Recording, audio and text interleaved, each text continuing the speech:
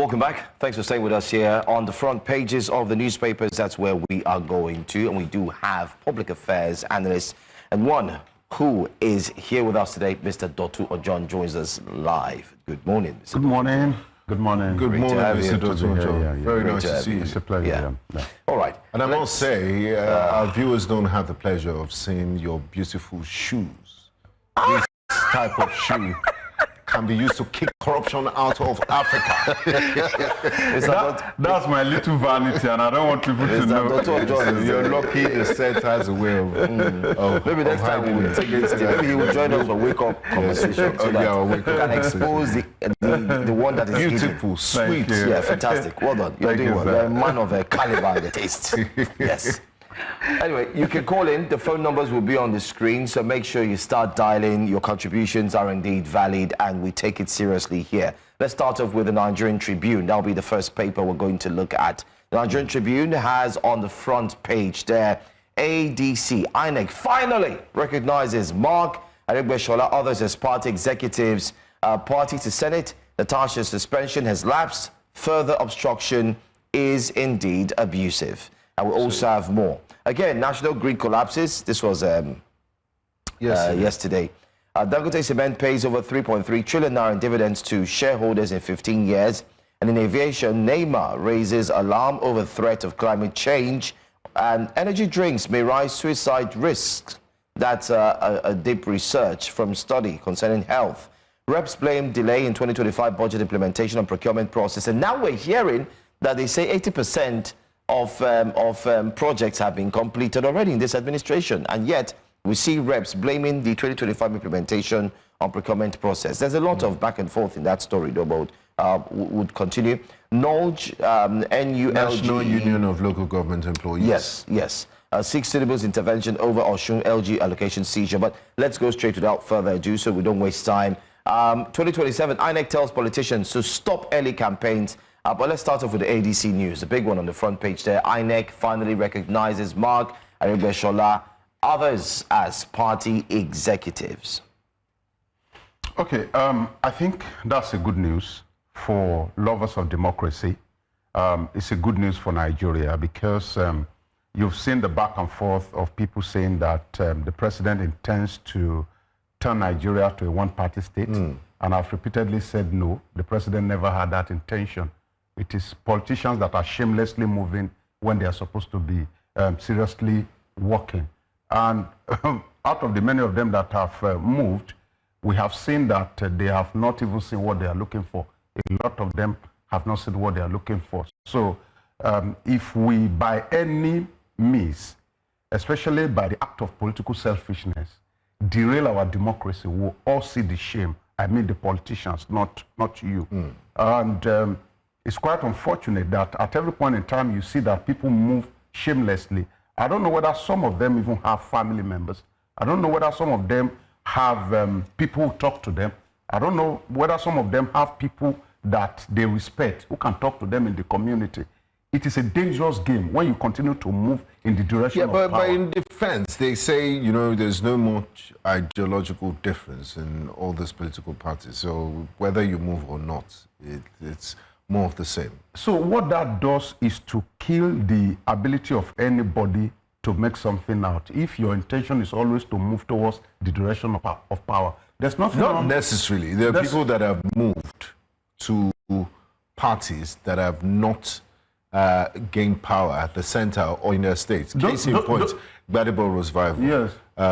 Kowa Party, he started off in Kowa Party. He moved to Labour Party, he moved to PDP, and then from PDP to Labour Party, is now in ADC. So the thing is that all those parties were never in power when... The thing is that what differentiates some of those people from the one we're talking about is the fact that majority of these people are just looking for the direction of power.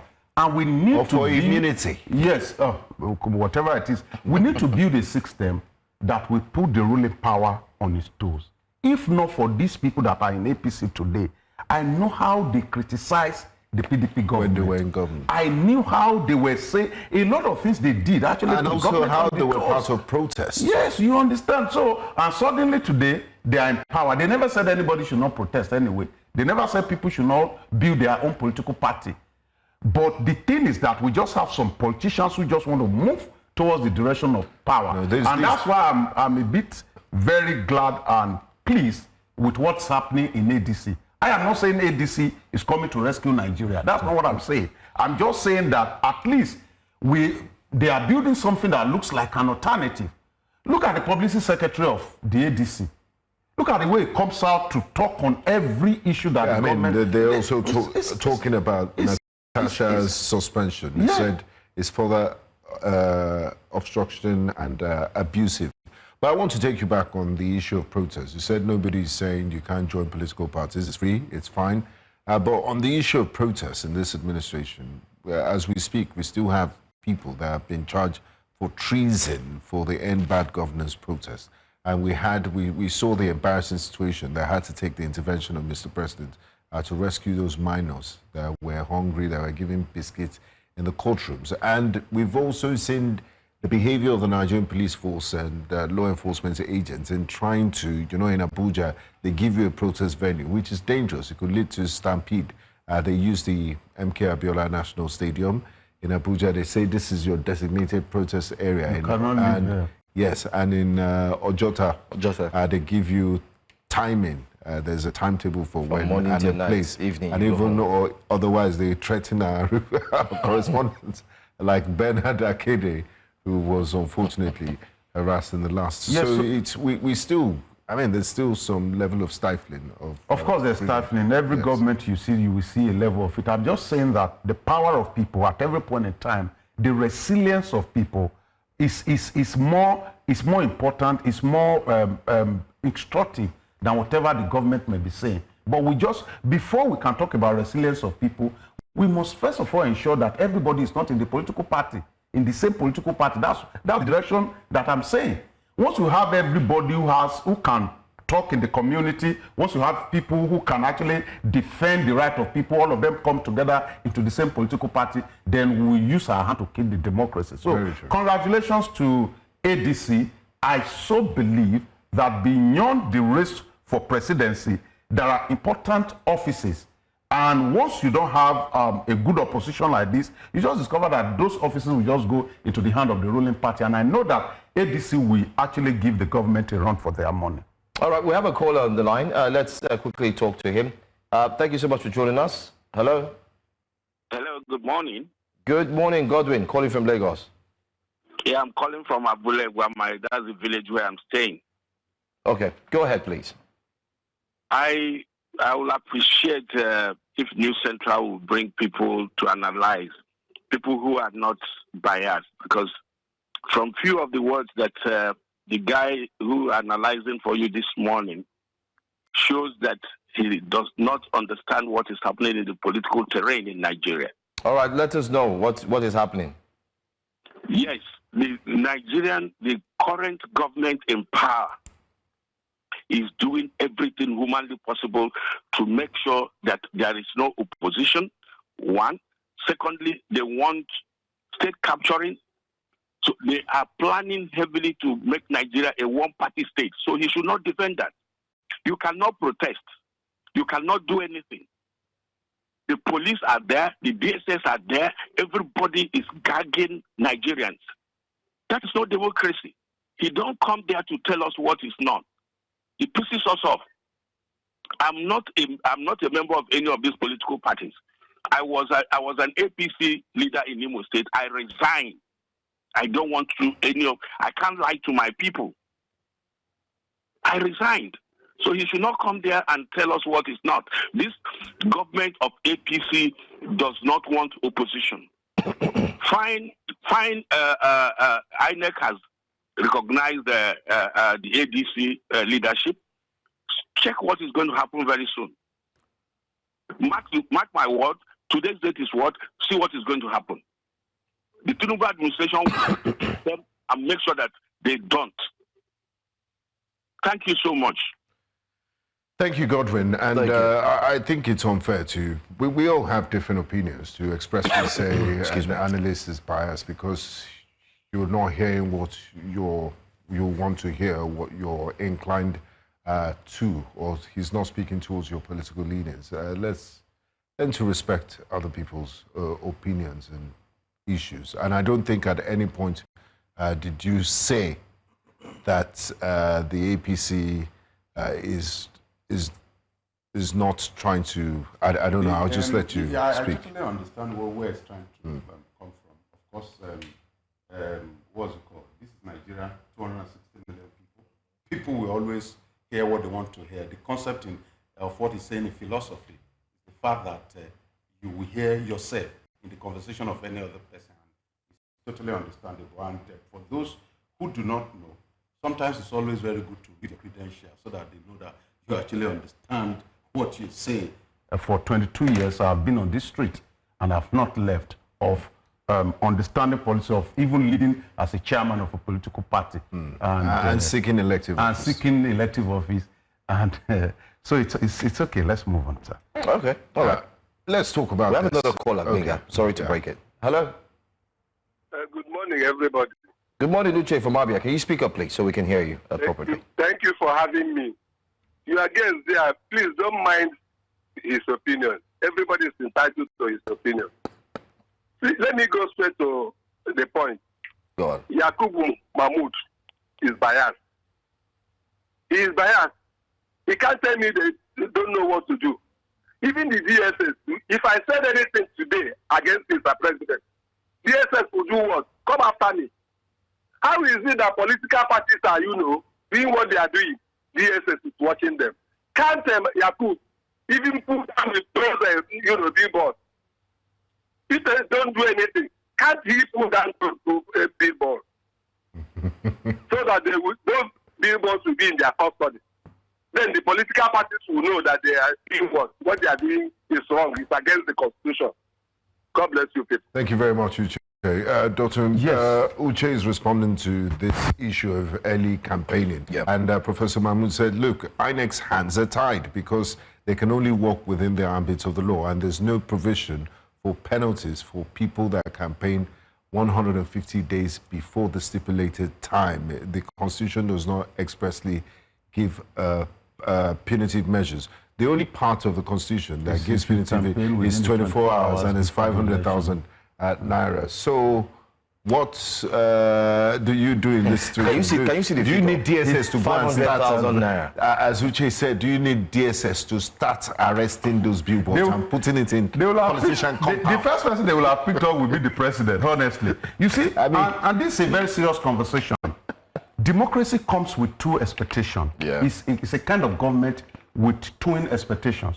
The first expectation is what the people are expected to do for democracy. The second expectation is what the democracy is expected to do for the people. Now, the first thing is that what do we expect of the people to do for democracy is to go out on the day of election to vote. What do we expect democracy to do for the people? It is to deliver unto them dividends of democracy in terms of progress, prosperity, and policy that will make their life better. But here is it. Once you begin to campaign 1 year into government for another term, what happens is that opportunity for democracy to do for the people what it's supposed to do for them has been quenched. In other words, people now leave governance and they continue to talk about election at every point in time. It's so sad that the people that will ruin our government process in Nigeria are the sycophants. The president is sitting in Abuja. People today I just came back, sir, in my community, SLDO, far away from the capital, people have put Mr. President poster. So now it is a serious kind of conversation. They're probably currying favor, or they think they are derailing our democracy. You cannot run a government like this. And if you say that you continue to arrest people that are on poster, you discover that your opposition, your enemies will also go and print your poster and post it. Because they want you in place. The person on poster didn't sanction. That's a deep one. I like that. We'll come back to that. Let's take a call. Let's take this call. Hi, Chude. Good morning. For president. Yeah. I mean, that's it. Hi, Chude. Morning. Go ahead. Your comments. Good morning, and with your guest in the studio. Good morning, Chude. Morning. Just like the last speaker said, I don't know, but one thing very clear to me is that the president is in bed with Mahmoud Yakub. And the INEC is in it with APC. It's very clear. Why do you say so, Chude? Yeah, because they are dictating he who dictates the tune. If you are the one playing the pipe, you dictate the tune. He's the one that is in charge. He's incumbent. And people are not, and I'm not talking, that is why I say so.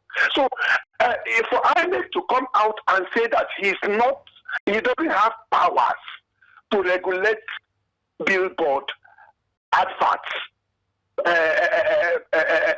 campaign, INEC is actually lying.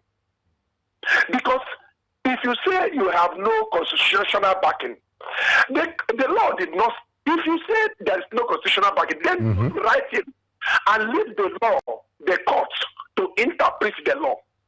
If the constitution did not favor you, but this is the right thing to do, do the right thing. Let the court say you did the wrong thing. Even 3 months into this administration, Bola Ahmed Tinubu started campaigning in Abuja everywhere. His billboard is everywhere. The president of all persons. So he is the architect. He is the initiator. And you tell me that Yakub did not see all these things because it's Mr. President's picture or party. Yakub did not see any fault in that. And the opposition are watching. You see, this country has gotten to a time Nigerians should be on the street. Anyway, thanks for calling, Chude. Just to quickly mention that in April this year, the president had called on his supporters to stop campaigning. He had told them clearly that they should stop unauthorized re-election campaigns. That was sometime 4 months ago. But you made a very strong assertion that, I mean, anybody would want to look at. You said these are sycophants. I mean, that's a name that has really been used during this administration, where we see people who would go all out, knowing fully well that something is wrong. It's against the law. They don't governed by the law. They don't even mean what they say. They don't even mean what they say. They just don't say because they're currying favor or something. And some of these billboards are expensive. Almost half of the stretch of Third Mainland Bridge. I'm glad that you could testify to it. Those things cost money. So, sir. But let's, sorry to you. Today, I think our lights are blazing hot. Mohammed from Abuja, please go ahead and speak to us. We can't hear you clearly, Mohammed. Can you hear me? Yes, we can hear you now. Go ahead, please. I'm Mohammed from Abuja. Go ahead, Mohammed. How is Abuja? Are there still campaign materials? Are you seeing posters and billboards everywhere? No. Okay. Okay, go ahead, please. No. There's nothing like that. I just want to chip in for our own contribution. Hello? Go ahead. We can hear you. You have the floor. Go ahead. See, the INEC, the Independent National Electoral Commission, is biased, seriously. Because if we check the system of Nigeria, we can't even be electoral. We can't even understand where the INEC or where he's driving us. Because the policy that he will make today, it will be different with the policy that he will come up tomorrow. So actually, we are even confused. And thank God for the ADC, they came out with their new policy. If you check it, ADC wants to make Nigeria one-party system. And it's not going to be possible. Actually, because even we in Nigeria, we are hungry with the way APC are driving us. So we just pray that the needful will be done. Since that ADC has come on board now, even them too, they have their minds, they are scared. So that is just it. So we just pray that the needful will be done. That is my contribution. Thank you very much, Mohammed. Everything seems to be around INEC this morning, and I think it's necessary for me to exonerate them when necessary and make people understand why nobody seems to trust INEC at this point in time. The first thing is that what the man said, what the INEC chairman said, is the fact that these people are acting against the law. But the book is not clear on the punishment against this set of people. Are you not surprised? The question is that we keep talking about reviewing the Electoral Act. So nobody has looked into the part that says that if anybody campaign outside of the 150 days before election that is stipulated, that this is what's going to be done to the person. I'm sure it's part of the discussion. So it's left for the National Assembly to now say, oh, okay, this is what. But again, you will see that there are areas where there's punishment here and there that nothing has happened. For example, campaign is supposed to be budgeted for. When I ran for office, I went back to INEC and said, this is the amount of money I spent. In most cases, you discover that the winning party will never go back, of course, to say that this is the amount of money. Because they always you are go even beyond supposed to declare the donations that came in, so that you fall within the ambit of that maybe 2 or 5 billion that you're supposed to spend as president. But you know what the case is? A governor ran that I was privy to in Southwest here for governor. On the day of election, they spent 2.5 billion naira. On the day of election. The calculation was very simple. I mean, campaigns have stopped. So what is that money for? So they were targeting 500,000 naira vote.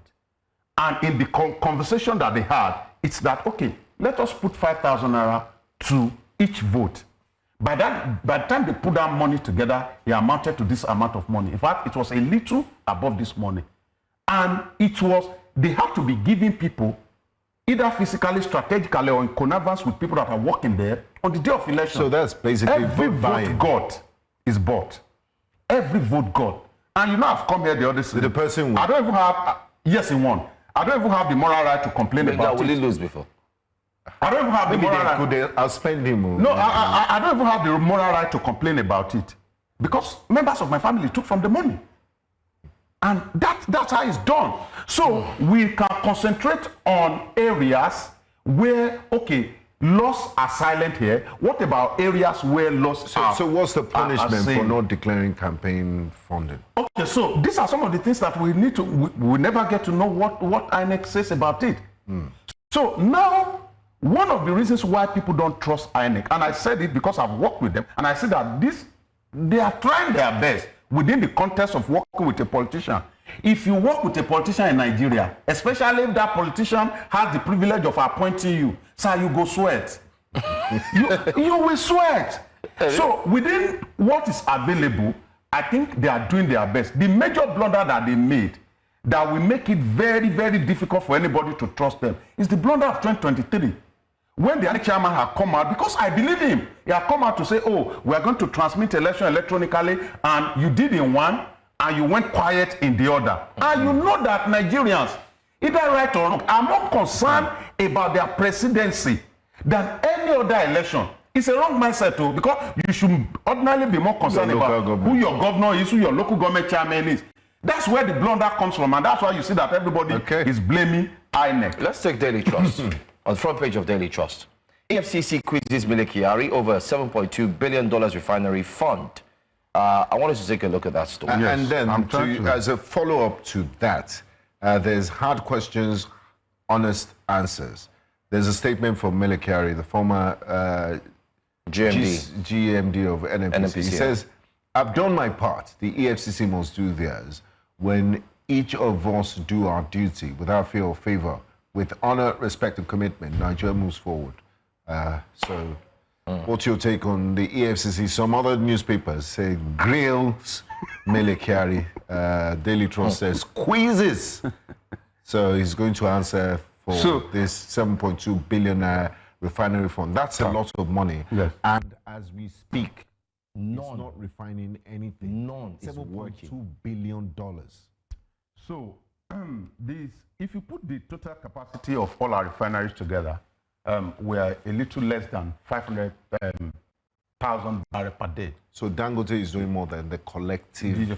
That's our capacity. If they were working at full capacity. Yes. So now when you look at that amount, 7.2 billion, that's 35% of the $20 billion that Dangote used to build this refinery. We have spent 35% of what Dangote used to build an entire on-tap turnaround maintenance. On turnaround maintenance. You see, each year there's a budget that runs into billions that is put that is, sometimes you will not see it in the federal budget because NNPC seems to be totally different from the Nigerian, their own world. They keep their own money and all of that. This thing happens here and now and then at every point in time. And the seriousness of any government, a government can come and say, oh, you know, and say, oh, we are not corrupt, we are trying to make Nigeria good. And I say the first way to know whether your government is working for you is what it does with NNPC. As we have it today, we can talk about the non-oil sector, which is fantastic. We can talk about all the agri sector and all of those things. But if the people cannot relate to what you are doing with your NNPC, it's a NNPC. But NNPC's troubles didn't even start with this administration. We're not even talking about this why administration. is this so special? Is there a spiritual problem? What is really going on with NNPC? And what's the situation? Because we keep spending money on turnaround maintenance, and it seems how can a whole government not deal with something as very important as NNPC? So when you talk about leadership, there are 5 P's of leadership. The first one is priority. The priority of leadership, all in the past years, have shown that they do not even want NNPC to be transparent. At least you have a president who is Minister for Petroleum. How much do you know about it, about NNPC at that point? You didn't know nothing about it. So the priority of leadership over the years has shown to us that they don't even want anybody to know. That's why I'm even still happy that at least we are talking about EFCC quizzing or grilling or investigating. What are your expectations of this grilling and quizzing? What should come out of it? And what responsibility does the EFCC have for Nigerians to keep us updated on this? Before you answer, let's take Abosede. We have a caller. Good morning. Hello, good morning. Yeah, this is Abosede calling. Please, my own contribution is that whether INEC is doing a good thing or not, once we have the better system of INEC, Billboard will not come and elect the president for us. If they lie, let them put billboards on the street, on churches. Billboard will not speak. It is people that will speak. If they lie, let them to put billboards everywhere. Nigerians are not blind. They know who to vote for. The hungry on ground is too much. Thank you. Thank you. You're saying that INEC should be transparent and let the votes count. That it's not by billboard. If they lie, they should put billboard everywhere. Nigerians know where the pain is, and they will decide who they will vote for. So they will not be influenced by billboards. Okay, we hope so. That can only happen, unfortunately, if the most important sector of our economy sees politics as the most important thing to do. For example, if you do presidential election today, maybe the total number of people that will go out, maybe 30% or 25% of your population. Out of that 25% of your population, 90% of them are illiterate, who don't even know. They just want to go there. Can you give me money and I'll vote? Yeah. But as we have begun to talk about election, INEC, and all of these things now, I believe that is going to drive more conversation that will lead more people into coming out to exercise their franchise and not just hide in the house. So okay. I love that. I think we should take a look at the Punch newspaper. 2027, we've talked about this. Police INEC move against early campaigns. PDP, ADC accuse APC of violating rules, calls for penalties. IG vows to enforce laws. APC denies campaigning, says Tinubu's respect rule of law. NNPC urges caution. FG rakes in 600 billion naira VAT from Facebook and others. I mean, the federal government says they've met their revenue targets. It's good times. They are going to get December rice and oil and beans. So it's going to be a very good December for government workers, I hope, since they've met all revenue targets.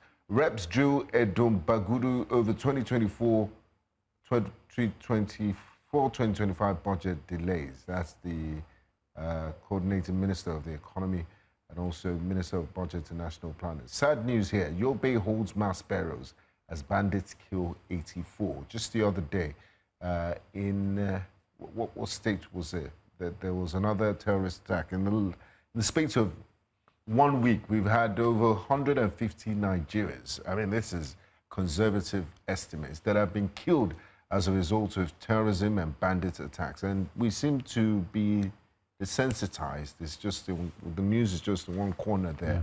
And people are going about their daily activities. What has happened to our humanity? Even opposition is tired of crying. And, you know, it's a huge number, yeah, 84. It is a huge number.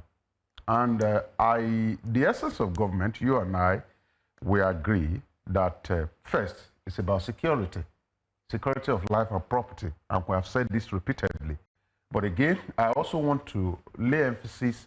You know, we talked about it. I don't know whether it was the last time I came here, we talked about state police and all of those things. And I don't want a situation where we will also raise governors who will have more money, who will just wash their hands off and say, oh, we can't control nothing. And as a result of that, we cannot do anything. I don't want a situation like that.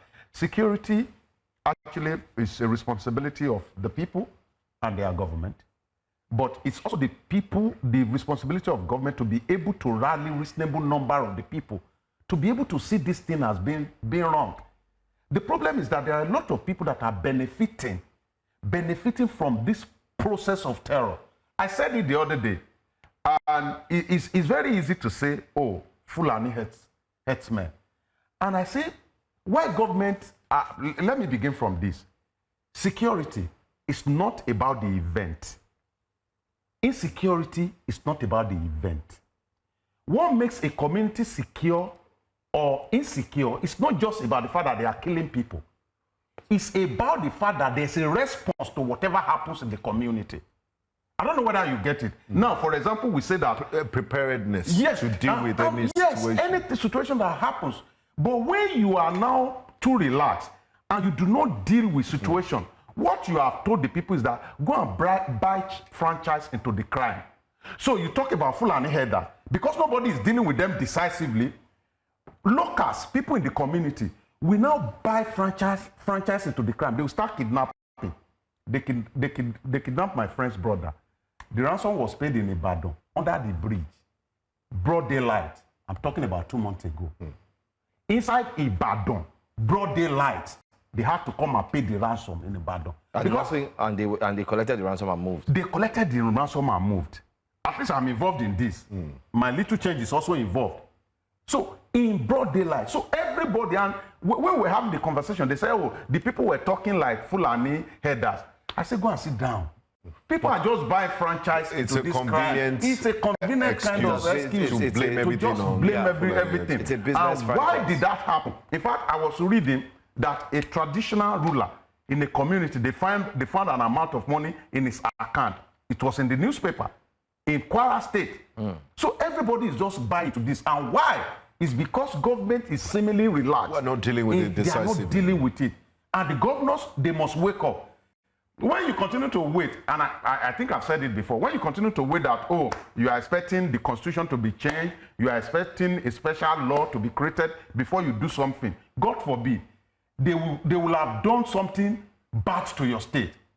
I told you about... What do you make of the Zamfara State Governor's remarks about knowing the location of bandits and criminals in the state? Okay, so, and this is a bit very sensitive.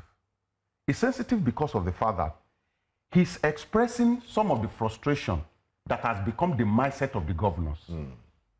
It may not be a reality. And some of the helplessness. That has become their mindset. Sir, if you are ready to tackle, if helplessness has not become your mindset, and you are ready to get things done, you will get it done. Let me tell you a story of what happened on those states. An Oba had come to Akure from a place called Ifon to do the monthly traditional rulers meeting. And on his way back to his domain, he was killed. He was murdered.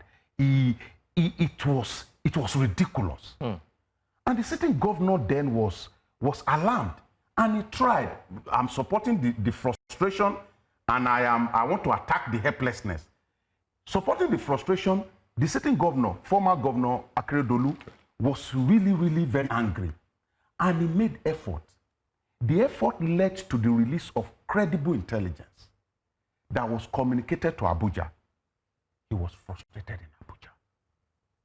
I can say this because I know a bit of it. And he came back home. Instead of him to accept the helplessness and the frustration. And you understand, what he did is to empower his own Amotekun. Amotekun cannot carry AK-47 as it is. Yeah. But of course, their presence is still driving. It's a deterrent. Yes. Yeah. Their presence is still discouraging community people from buying into the franchise.